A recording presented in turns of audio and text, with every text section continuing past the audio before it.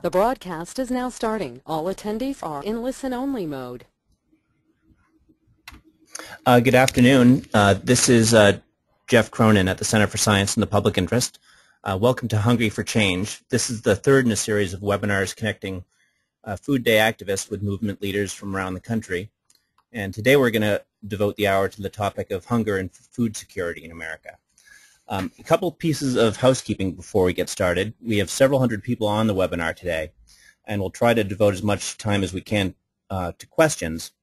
On your screen, you should see a box that you can expand, and you can type in your questions at any time, and we'll direct them to the speakers. We are also recording this call, and we'll make the audio and slides from the webinar available on foodday.org in the resources section. In a minute, CSPI's Executive Director, Mike Jacobson, will introduce Representative Rosa DeLauro from Connecticut, the honorary co-chair of the Food Day Advisory Board. We're thrilled she could join us on such short notice when a conflict emerged on Representative McGovern's schedule. Let me now turn it over to CSPI's Executive Director, Mike Jacobson, who will introduce Representative DeLauro. Mike? Thank you very much, Jeff, and greetings to everybody who's on the webinar. It's a great privilege to introduce Congresswoman Rosa DeLauro. We at the Center for Science and the Public Interest have worked with her on many issues over the years. In the last couple of years, she's been the leading advocate on food issues, food safety issues, food marketing, nutrition issues in the House of Representatives. And she had, until this year, held a key position as the chair of the House Agriculture Appropriations Subcommittee that funds the Food and Drug Administration and the Department of Agriculture.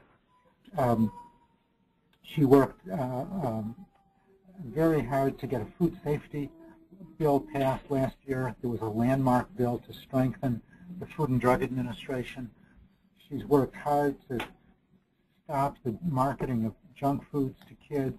She's been a strong advocate for sustainable agriculture and has been a big help on issues like reducing sodium in the food supply.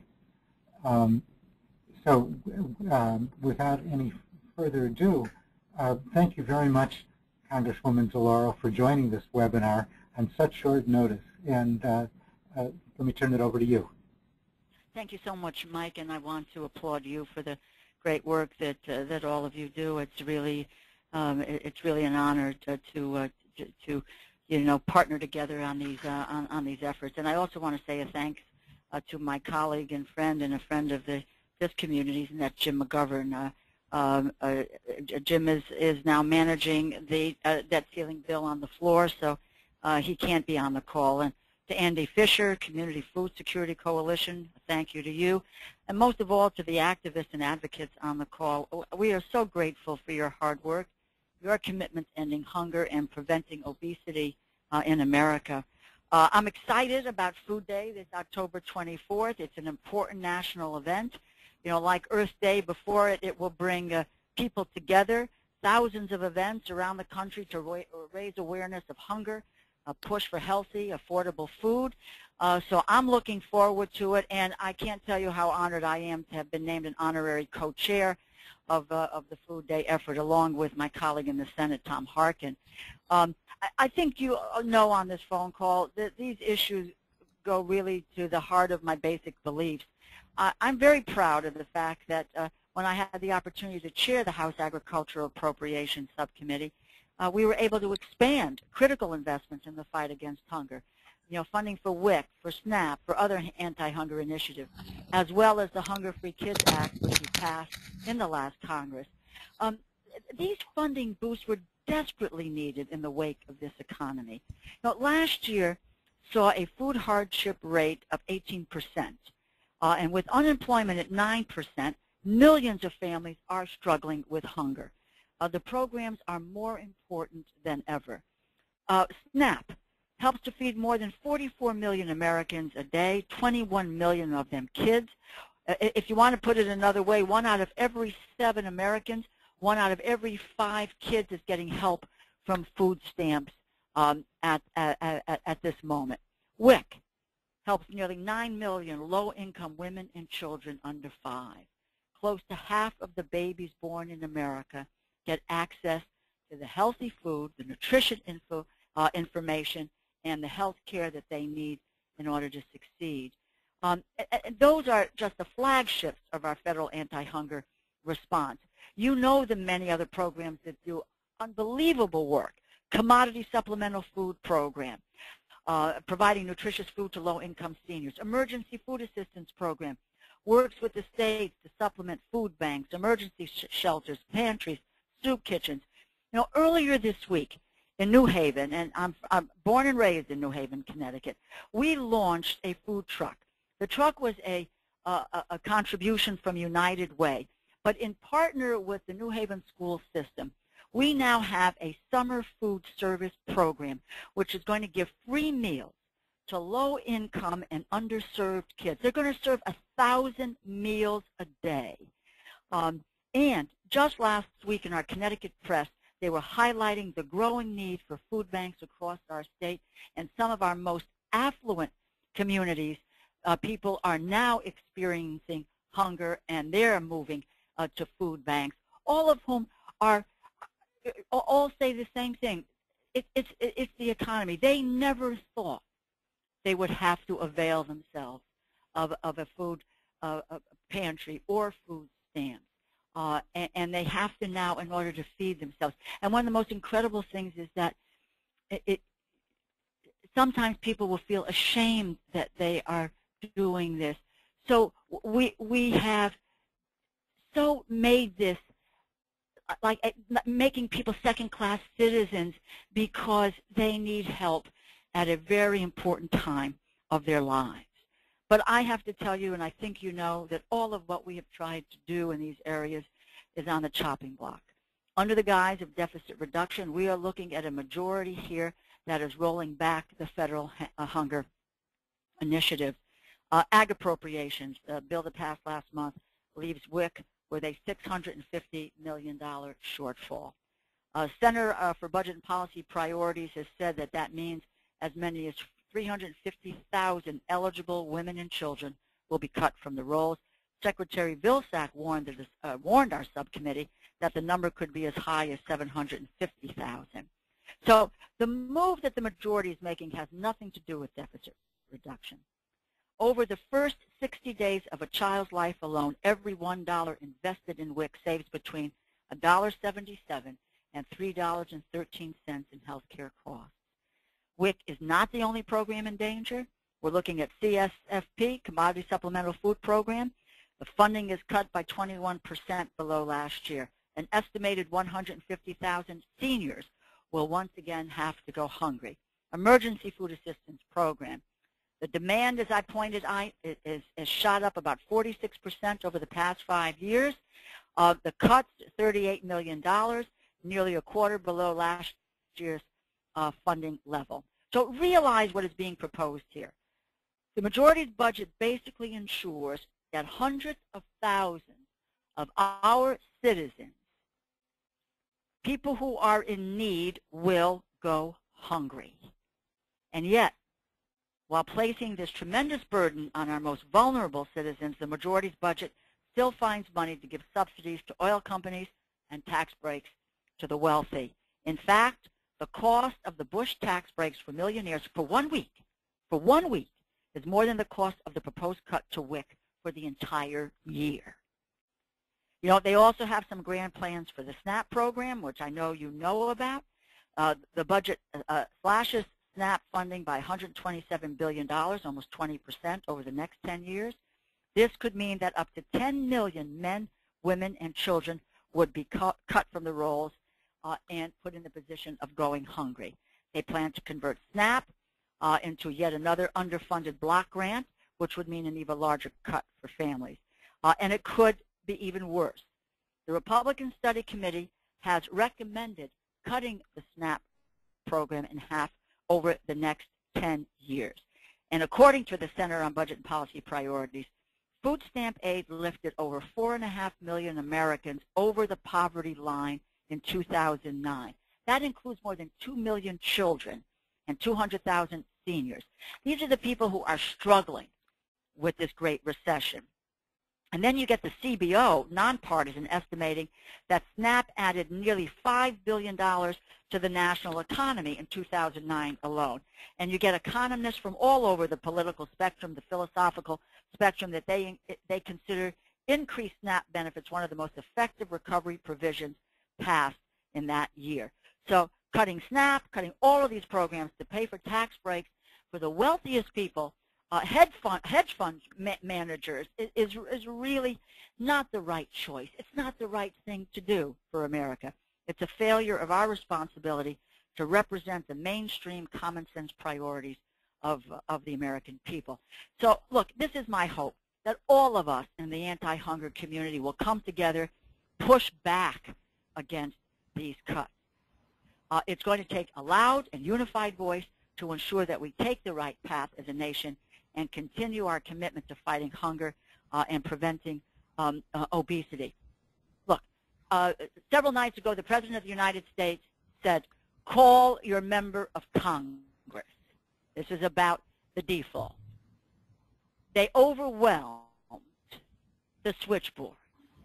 There isn't any reason why those of us who care deeply about the cuts that they are making in nutrition programs, putting families and children and seniors at risk, can't overwhelm this system and can't shut it down so that people get the full sense and weight of what these cuts mean and what it means to keep our commitment to making sure that people in this nation have enough to eat and have nutritious food to eat.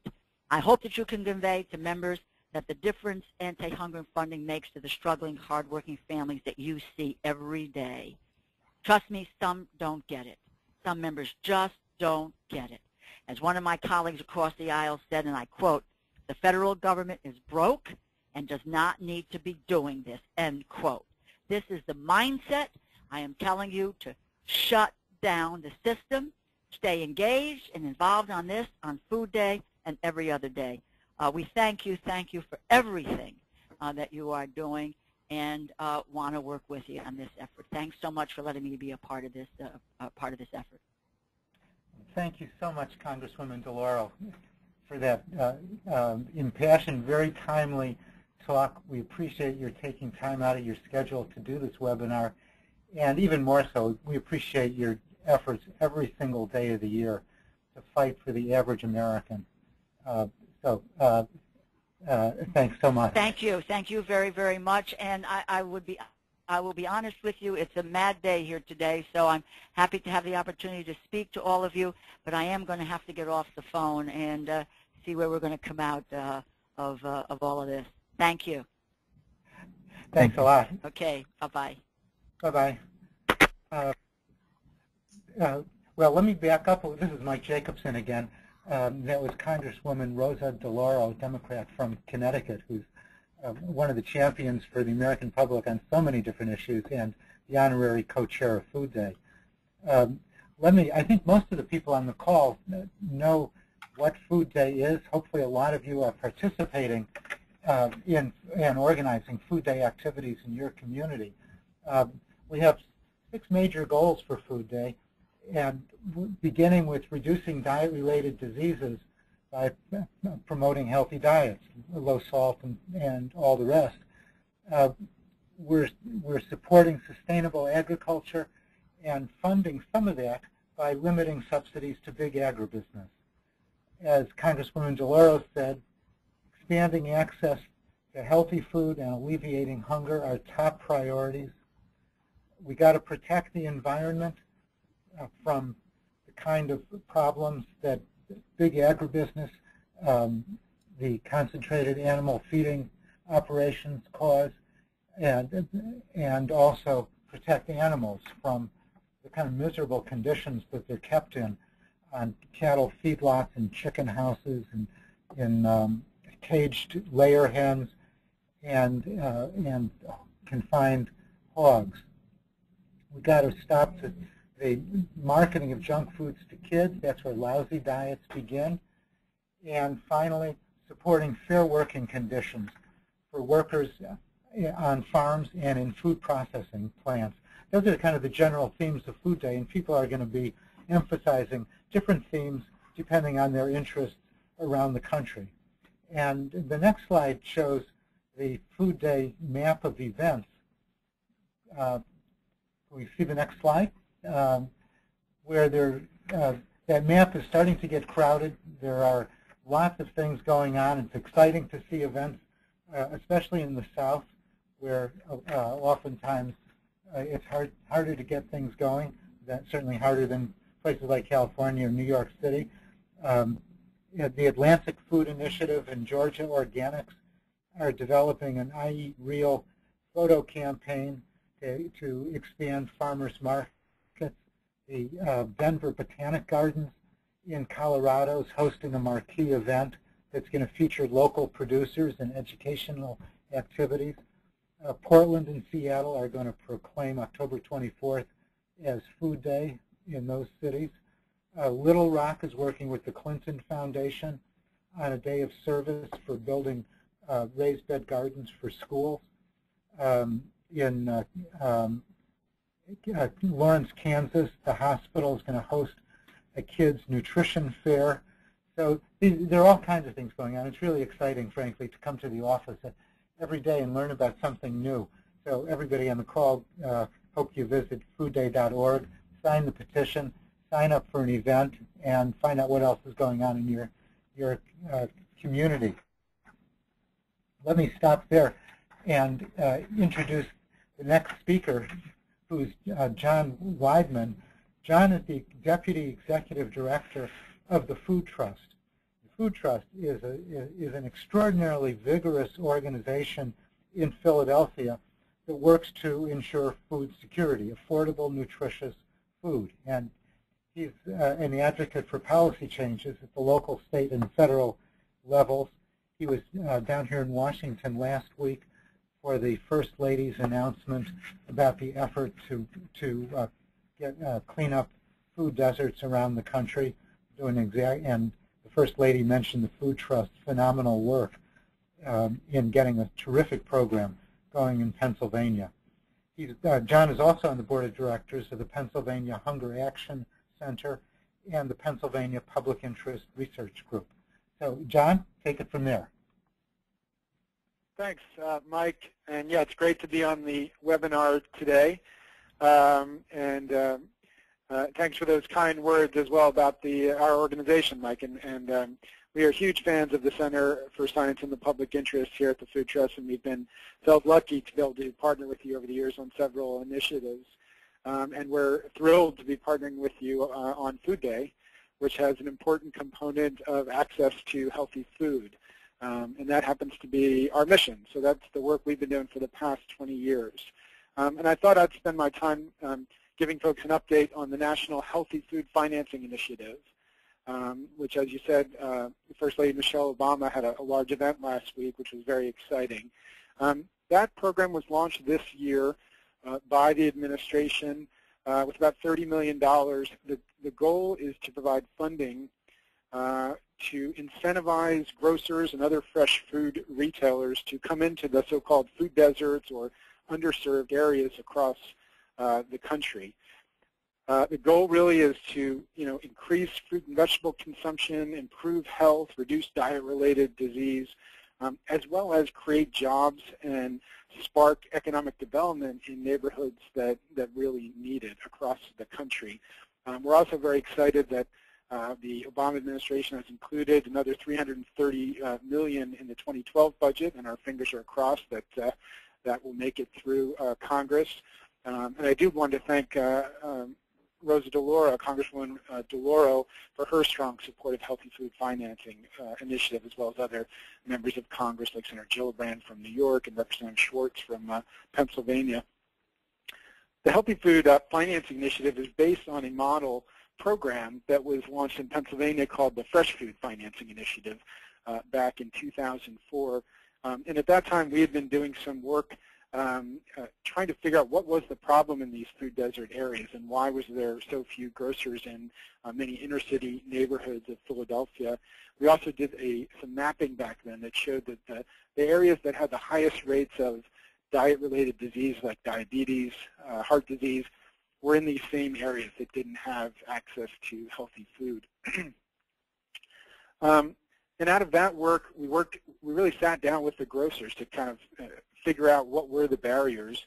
And in 2004, Pennsylvania launched this very innovative program as a public-private partnership. So they chose to have the program, which was a grant and loan program to provide incentives to grocers and other fresh food retailers, have it managed by nonprofits. So the Food Trust, as well as a local community development bank called the Reinvestment Fund, or regional community development bank called the Reinvestment Fund, managed the program. And it just turned out to be a huge success. So over those 5 years, almost 90 projects were funded statewide in Pennsylvania, both in urban areas that had poor access to healthy food, as well as rural areas, which we found out had an equally bad problem. The program funded everything from small mom-and-pop grocers and 900-foot square stores selling, just seafood and fresh produce, to full-service 65,000 square foot supermarkets. And when these grocery stores opened in these neighborhoods, many times they were people were met with tears streaming down their faces, because it had been decades of communities really struggling to figure out how to get a grocer to come into their community. And this program really seemed to figure that out and had some real success. So we've been thrilled that in addition to this program at the federal level, the Healthy Food Financing Initiative, there's been a lot of work in many other states as well to create similar programs. New York last year launched the New York Healthy Food Healthy Communities Fund, a $40 million initiative to get grocers into low-income areas statewide in New York.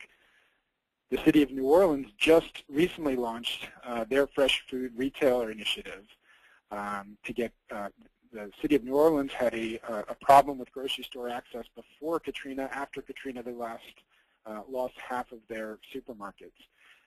Illinois is looking like it's close to launching a program. And then the Food Trust is working with partners in a number of other states that are in various stages of trying to address this problem of food deserts and get grocers to come into these areas that really need them. One thing I was thinking when Congresswoman DeLauro was speaking about the current potential for cuts at the federal level to food programs was the ripple effects that would have with some of this new healthy food infrastructure that's starting to come into neighborhoods. The Fresh Food Financing Initiative was funded grocery stores, but it also funded co-ops, farmers markets, and healthier corner stores. All these models, all these different fresh food retailers in these challenging neighborhoods depend on food stamps and depend on WIC. So I was thinking of the ripple effects of major cuts to these programs. What we could see, we could start losing ground and start seeing some of those stores really start to struggle or go out of business if we see any of these major cuts to federal programs. And then I just wanted to end again on Food Day. We are just thrilled to be partnering with the center and Mike and then everyone else around the country. It's great to feel connected to everything that's going on this fall. Here in Philadelphia, we've decided we couldn't fit everything into one day. So we have 2 weeks. We're going to have a shared calendar that we're going to be promoting for everybody who wants to get involved. There'll be events happening on every day of about a 2-week period around Food Day at about 30 different organizations, from urban farms to our central market, the Reading Terminal Market, to hunger relief groups. So we're very excited, and we think it's going to be a great event to raise awareness about food and food policy, and to really, kind of get things moving on these issues and keep the progress going that we've made. So thanks so much, and great to be here today. Thanks, John. Let's see, we have about a little bit more than a half hour left. let me remind everyone on the webinar that if you have questions for John, for Mike, for our next speaker, if you expand your questions menu on your screen, you can type it in and we'll take the questions at the very end. Our next speaker is Kathy Mulvey. She represents the Community Food Security Coalition. She's the policy director for the group, which is headquartered in Portland, Oregon, which also has staff in Washington and around the country. It's a national nonprofit coalition of diverse people and organizations working from the local to international levels to build community food security.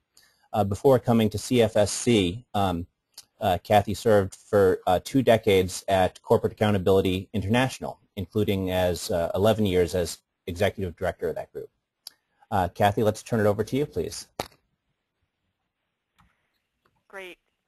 Thank you so much for the opportunity to participate today, and I'm really excited about all the work that's leading up to Food Day. So what I'd like to do is give a little background on the coalition first, and then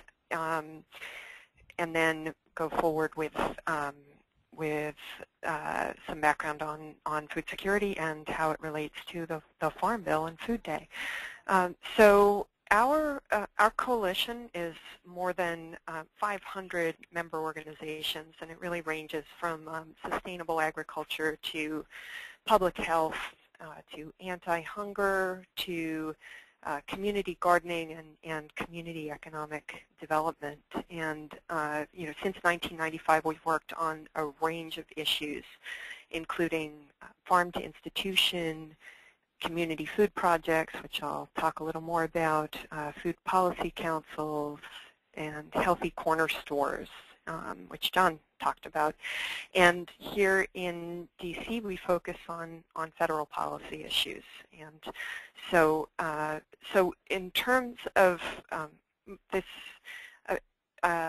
presentation, I'll talk first about what community food security is and the opportunities that we have around the Farm Bill and Food Day.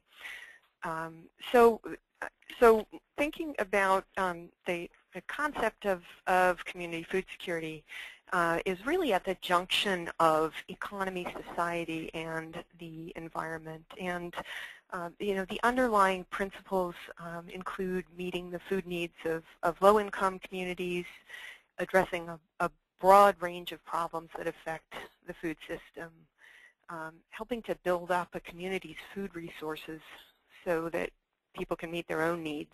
And again, some of the approaches that John described really fit into that category, emphasizing self-reliance and empowerment, as well as a stable local agricultural base.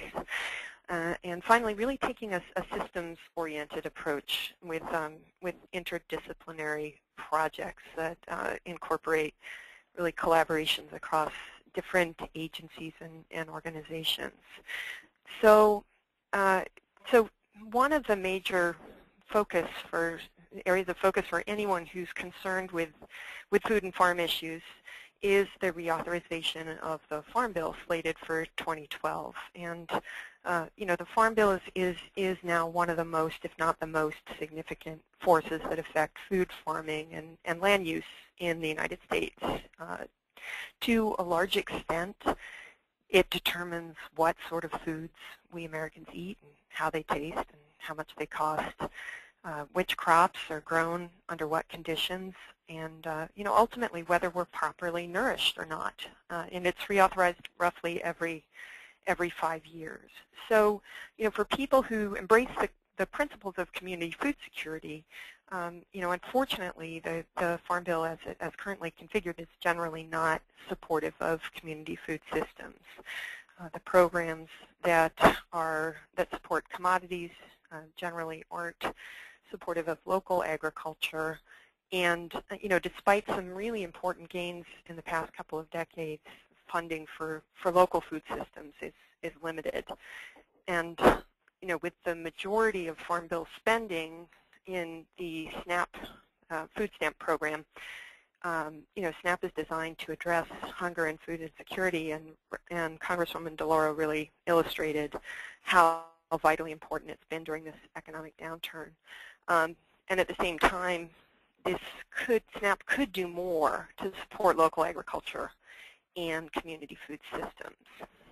So, so some of the issues that our coalition has worked on over the past 15 years include the Community Food Projects Competitive Grants Program, which really fights food insecurity through the self-sufficiency of low-income communities. And these projects bring the whole food system together in ways that make linkages and really improve self-reliance. Promoting farmers markets and access to the produce in farmers markets for low-income consumers is another key approach. Local purchasing, which there was a great victory in the 2008 Farm Bill with geographic preference, allowing schools that are receiving federal funds for the school lunch program the flexibility to say, hey, we want our produce to come from Pennsylvania if we're in Pennsylvania.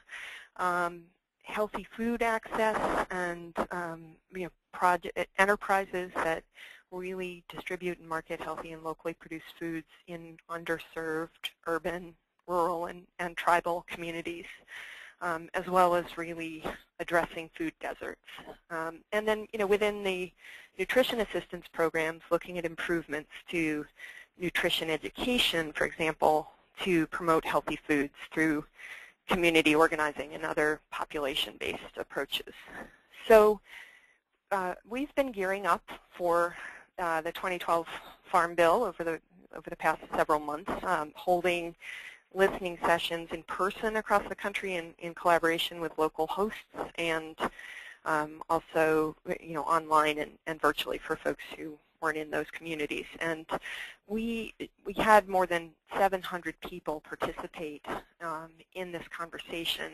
And one of the things that's really striking and important to think about with the opportunities in front of us for Food Day is that most of these people haven't worked on a farm bill before.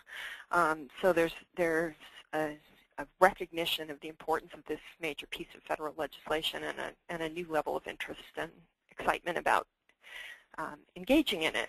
So through these sessions, for our coalition, 4 priority areas emerged. Strengthening local and regional food infrastructure, really filling some of those gaps and rebuilding the processing, the aggregation of product, and the ways to distribute it that would allow local food systems to thrive. Helping to increase purchases and taking approaches to increase purchases of local and healthy foods through the SNAP program. Increasing food access and supporting community-based and urban agriculture, and supporting farm to school. So, we heard from Congresswoman DeLauro about the bleak budget and deficit context, and the cuts that she's described will definitely affect the starting point for the Farm Bill debates, and that's why it's really more critical now than ever that we push forward with these overarching themes that would help address community food security. Really improving access to healthy food for everyone, particularly focusing on low-income people and communities, and building our local and regional food systems and infrastructure. So, we're working closely with our allies and partners and congressional champions like Congresswoman DeLauro to identify the specific policy levers to advance the momentum in this direction, in this debate. And Food Day can really play a vital role, and that's what we've been communicating to our membership, that this is a time to raise the public's awareness and the awareness among Congress members and other decision makers of community food security, and to connect with community food projects in your own state, help to bring those stories forward in the media and directly to the folks who are engaging in these debates, and then really help to generate support for for community food security priorities and moving those forward in the debates around the 2012 Farm Bill.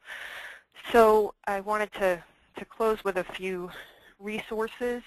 Folks can get background about the Farm Bill and the issues that we're highlighting on the Coalition's website, and you can also sign up for our policy updates and action alerts through our website, and those links are here online.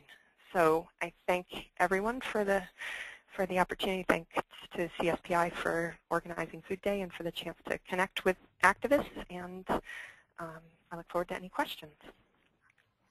Thanks, Kathy. We do have some good questions in the queue, and we're just going to hear from one more speaker before we perhaps devote the last 15 or 20 minutes of the webinar to the questions that we have in the queue.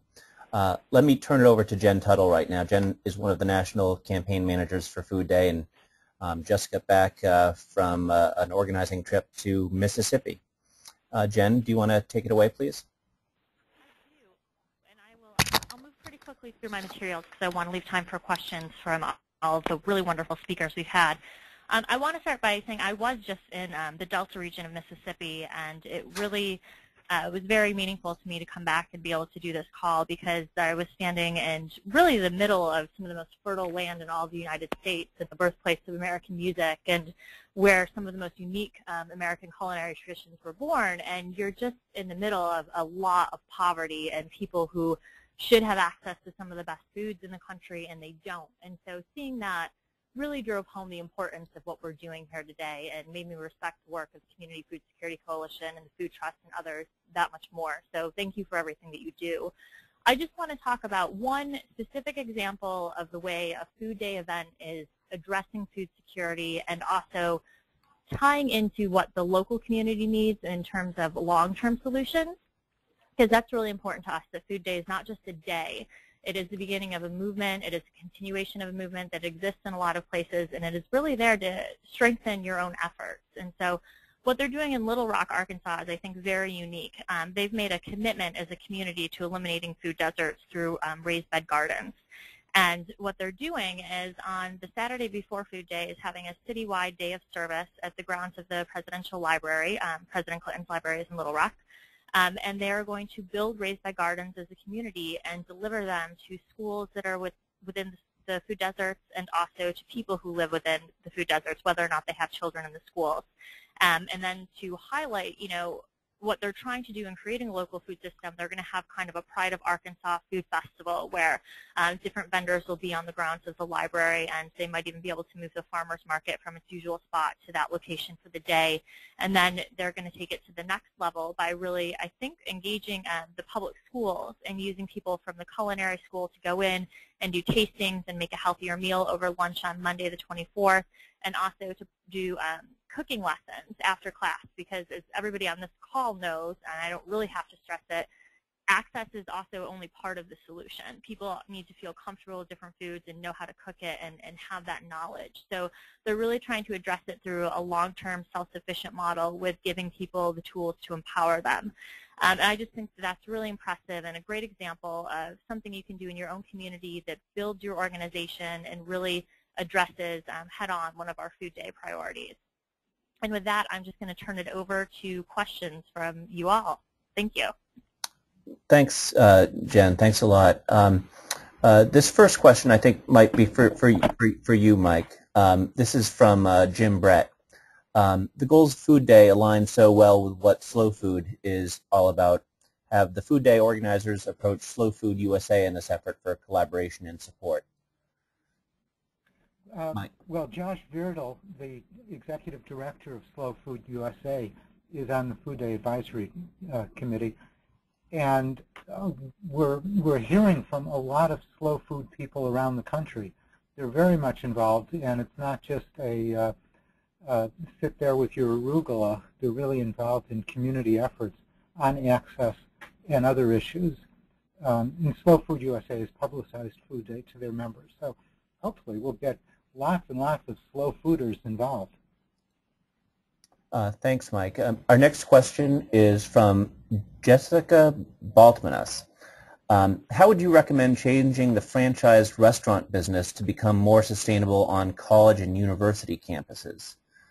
John or Kathy, would either of you like to address that question?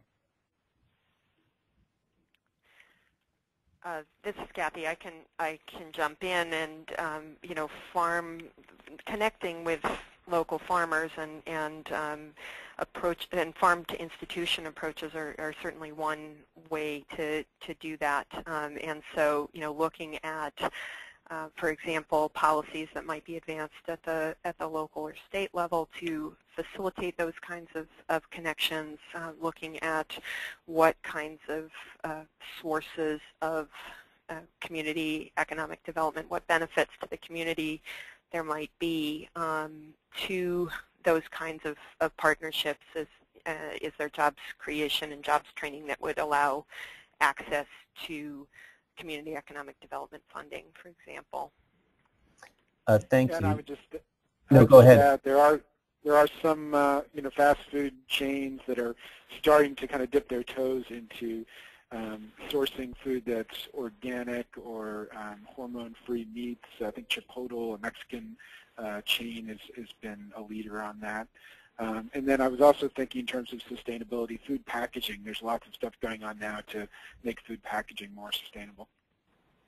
Thanks, John. Emily Patrick from Baton Rouge has a question that I think might be for you, John. Who can we contact for further information about the Healthy Retail Financing initiative, and how can we troubleshoot that for our community in Baton Rouge? Well, to the group that is leading the effort in New Orleans right now, well, it's actually a partnership between the city government, so Mayor Landrieu's administration in New Orleans, and a community development bank called Hope Enterprises. So those are the two main go-tos for the citywide program. In terms of statewide in Louisiana, there's nothing yet in place, although legislation did pass to create a statewide fund. However, the governor of Louisiana hasn't funded that yet. And then the other place to go would be to talk to your federal congressperson and senators to to gain their, ask for their support for the federal Healthy Food Financing Initiative, which holds the potential to provide incentives for grocery store development nationwide. Thanks, John. D. Andrew Love has this question. How far along is the Community Food Security Coalition in deciding upon its priorities for the 2012 Farm Bill? Which portions of the Farm Bill are likely to be your first priorities? Kathy? So we've made a lot of great progress, and really the areas that we're focusing on are measures that will advance local and regional food system infrastructure. So, looking at community food projects is one way to help build up that infrastructure, looking at ways through the farmers market promotion program to create local infrastructure, and looking at ways to get more local product into school meals also, because the supply chains that are created then to source locally for school meals can really help to build up the infrastructure overall. And we're also looking at ways to increase access to of people in the federal nutrition programs to farmers markets, community-supported agriculture, and other local healthy and sustainable food enterprises.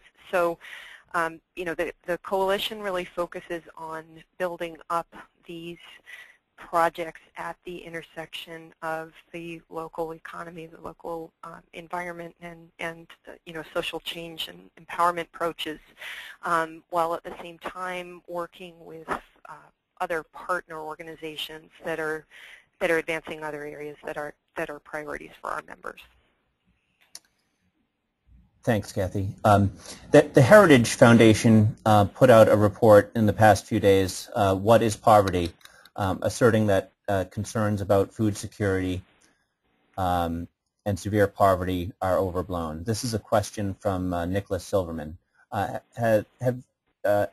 either you, John, or Kathy read that report, and do you have a response to what was in the Heritage report? I haven't read that report, but I think everything we're hearing, both in Philadelphia and nationally, certainly, food stamp usage has gone way up since the recession, and from local food banks here in Philadelphia, and I think this is the trend nationally. Demand is way up for food.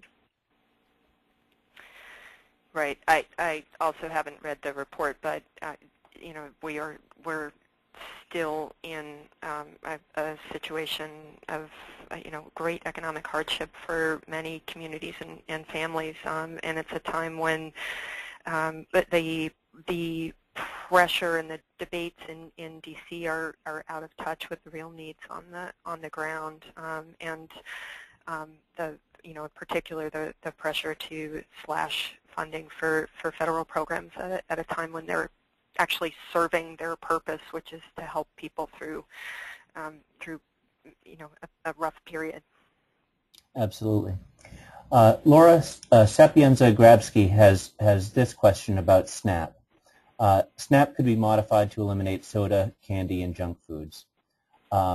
Shouldn't the stores that sell junk in food desert areas change, and is there any movement in this direction?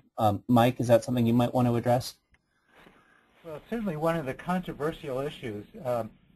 People who are nutrition health oriented see the food stamp program as a nutrition program to help people eat healthier diets. And there are a lot of people in that nutrition world who would say that the SNAP program, SNAP benefits, should not be allowed to be used for such obvious junk as sugary beverages. On the other hand, the anti-hunger community is pretty adamant about seeing the SNAP program as an income supplement program, and that they believe it's demeaning to low-income people to say you can't use your SNAP benefit for sugary drinks. So I don't know how this is going to end up, but New York City has applied for a waiver to enable it to test not allowing SNAP benefits to be used for soft drinks to see how it's received by low-income people, what effect it has on people's diets, and then get some evidence on this. And I think that's a sensible approach, to have a few pilot projects. The alternative that people talk about is undergoing some pilot projects right now, and that is to give people not restrictions, but to give SNAP beneficiaries a bonus for buying healthy foods, fruits and vegetables. And so there's some pilot programs whereby if people buy $1 worth of broccoli, they would only be charged 70 cents from their SNAP benefit card.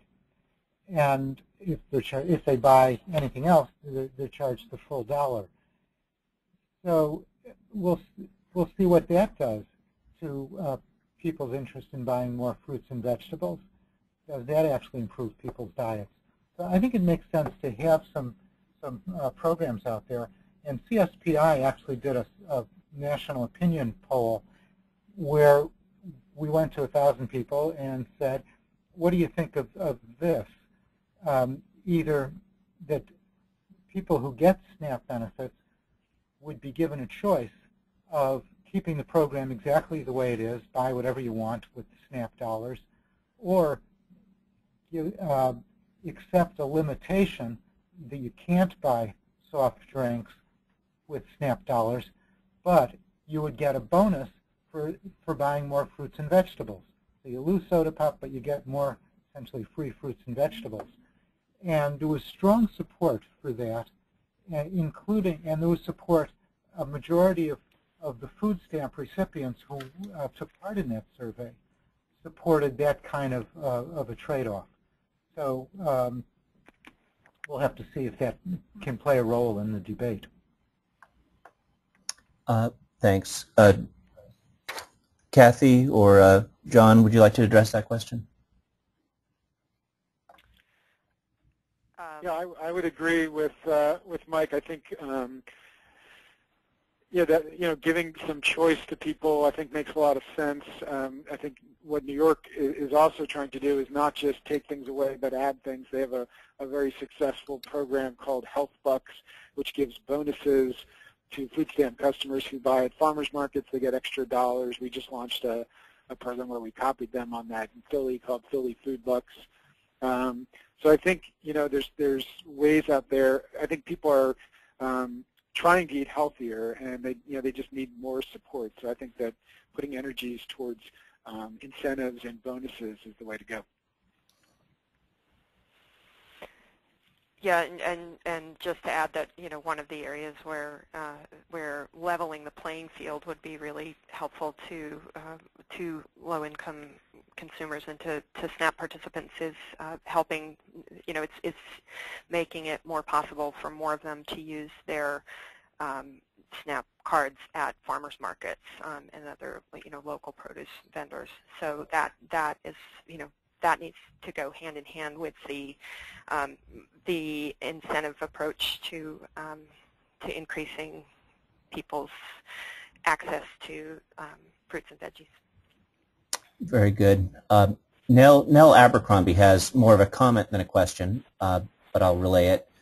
The APA's Food Interest Group includes reduction of food waste in its food systems planning goals. Let's add this to our list of food security goals. Does anyone have a reaction to that, reduction of food waste? Sure. I mean, that's part of that's an important part of sustainability in the food chain, and makes sense in terms of the goals that we're trying to accomplish around access as well.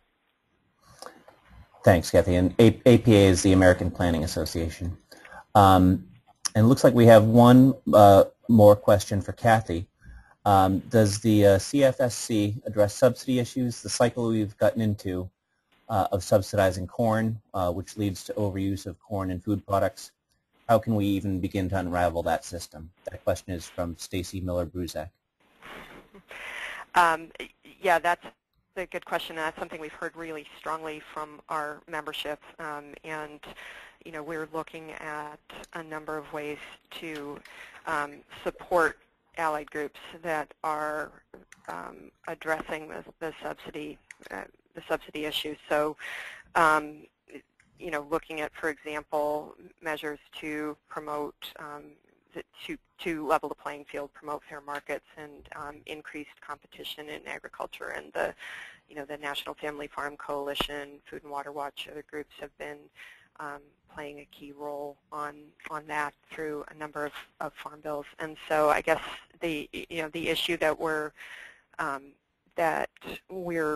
faced with as we're trying to create more fertile ground for community food projects and more resources for community food projects to thrive, is that many billions of dollars are going to support food systems that aren't rooted in local and regional economies. And so it's definitely an issue where CFSC will be playing a supportive role with looking to other groups that are putting forth specific policy proposals in that area. But it's an important part of shifting the economy and addressing the power that big agribusiness has. Kathy, someone has a quick follow-up to that, and then we'll go to to Mike Jacobson to wrap it up since we're nearing the end of the hour. Andrew Love asks, how effective is it to spend time targeting commodity subsidies in the Farm Bill, given the lobbying dollars of the industry?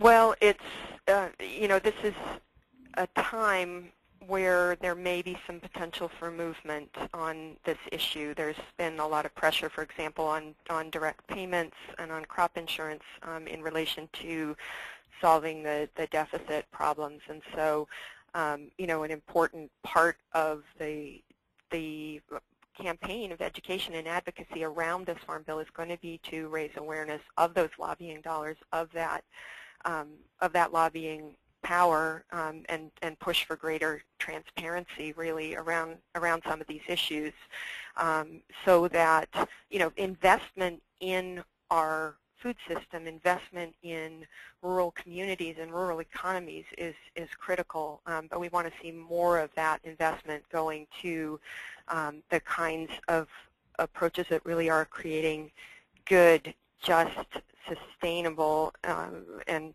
fair jobs in communities. So, really helping to provide real training in the kinds of jobs that are the foundation of our future. So, so it's definitely a huge issue, but I think that's why Food Day is so critical, because it's a chance to mobilize millions of people around these issues, a chance to really put forth the demand for the kinds of economies that are going to create real security and alleviate hunger, and address the twin crisis of hunger and obesity in our country. Thanks, Kathy. Mike, we have 2 minutes left in the hour. Let's turn it over to you for a wrap-up. Well, just on the commodity thing, I think this is a remarkable time, and even the Republicans and Tea Partiers are ready to get rid of a lot of the direct payments, which is the big money now, and also corn ethanol incentives. I think the bigger challenge is to use some of that money that's going to be saved and apply it to food security, sustainable agriculture, farmers markets, farm to school, fruit and vegetable program in schools, all those good things that are part of the community food security program. John and Kathy, thanks so much for participating. Jen, I'm glad you got back from Mississippi safe and sound and were able to tell us a little bit about it. I think here at CSPI we thank everybody on this call. Congresswoman Dolores left the call now, but thanks to her also. And let's get to work and make Food Day a huge event, make progress on all of these kinds of issues, on the big national issues, but let's get those raised beds in Little Rock and accomplish so many more things. Thanks so much, and it's good to talk to you. Thank you. Thanks.